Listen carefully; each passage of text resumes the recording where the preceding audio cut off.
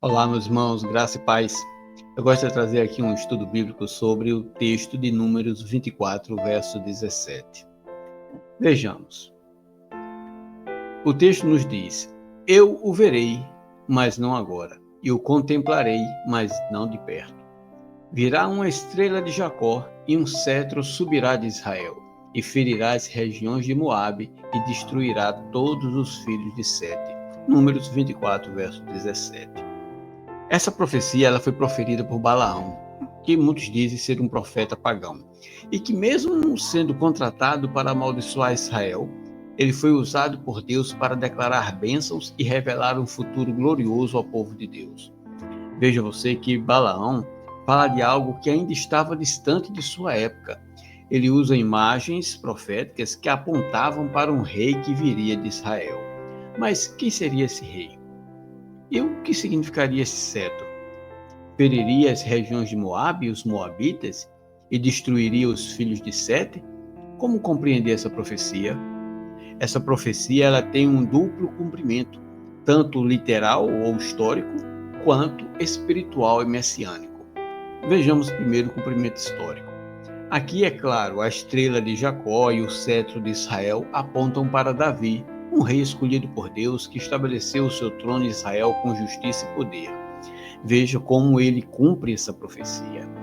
No livro de 2 Samuel, capítulo 8, verso 2, é-nos dito: E ele feriu Moabe e os mediu com uma linha, lançando-os ao chão, e com 2 linhas para os matar, e com uma linha inteira para manter vivo. E assim os moabitas se tornaram servos de Davi e traziam presentes. A profecia ainda abrange os edomitas, quando diz que ele pôs guarnições em Edom. Ao longo de todo Edom, ele pôs guarnições, e todos os de Edom se tornaram servos de Davi. E o Senhor preservava Davi onde quer que ele fosse.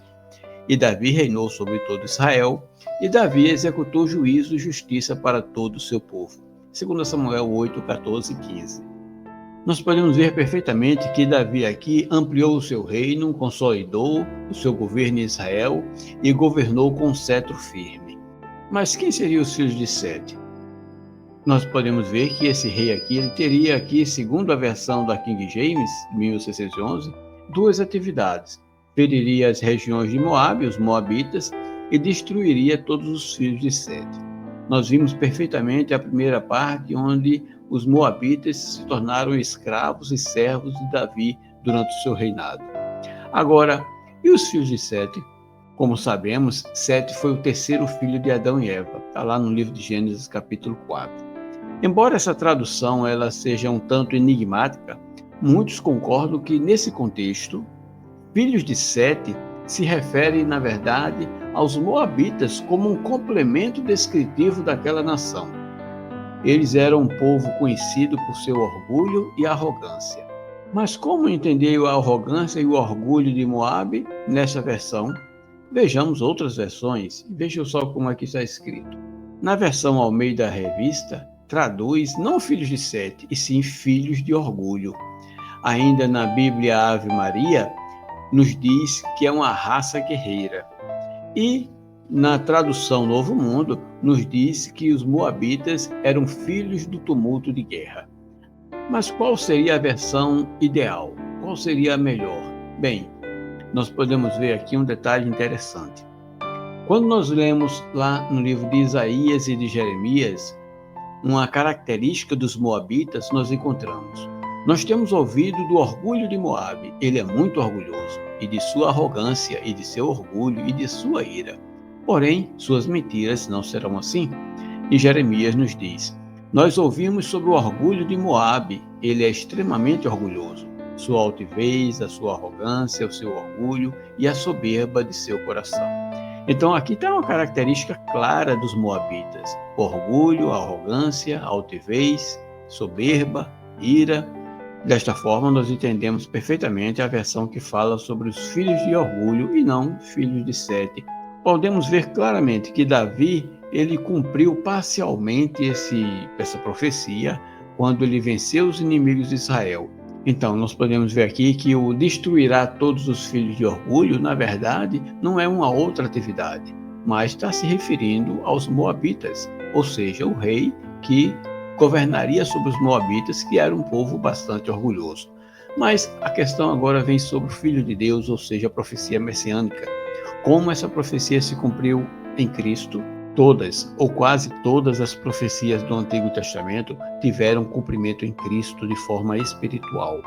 Isso nos ensina sobre a natureza do duplo cumprimento das profecias, uma dimensão literal e outra espiritual ou messiânica. No aspecto espiritual, no aspecto messiânico, não se concretiza da mesma maneira que o literal, mas segue um padrão mais profundo e revelador na história da redenção. É o que nós vamos ver agora. Veja que aqui nós podemos ver que os sábios do Oriente vieram e perguntaram: onde está o rei dos judeus recém-nascidos? Com efeito, vimos a sua estrela no seu surgir e viemos homenageá-lo. E em Apocalipse é dito: eu, Jesus, enviei o meu anjo para testificar-vos destas coisas nas igrejas. Eu sou a raiz e a descendência de Davi e a brilhante estrela da manhã. Percebe você que o próprio Jesus disse que ele veio da descendência de Davi? Ou seja, uma continuação do seu reinado? Então, uma aplicação literal e agora uma aplicação messiânica. Nós podemos ver ainda o texto de Gênesis 49, verso 10, que nos diz: o cetro não se afastará de Judá, nem o legislador dentre seus pés, até que venha Siló, e a ele se congregarão os povos. E em Lucas nos diz: ele será grande e será chamado Filho do Altíssimo, e o Senhor Deus lhe dará o trono de Davi, seu pai, e ele reinará sobre a casa de Jacó para sempre, e o seu reino não terá fim. Aqui é muito claro em nos mostrar o rei prometido, descendente de Judá, da linhagem de Davi. O seu cetro ele simboliza o seu governo eterno e espiritual. Mas como entender os moabitas e os filhos de Sete ou os filhos orgulhosos?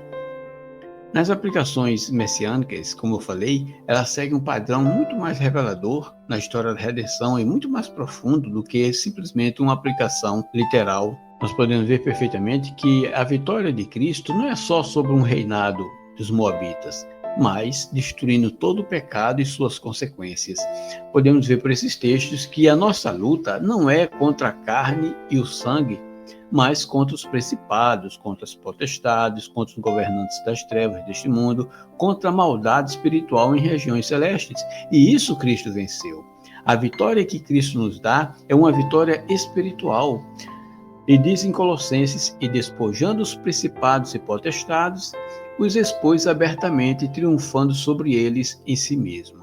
Cristo na cruz, ele tem uma vitória espiritual e muito mais profunda do que simplesmente vencer uma nação inimiga.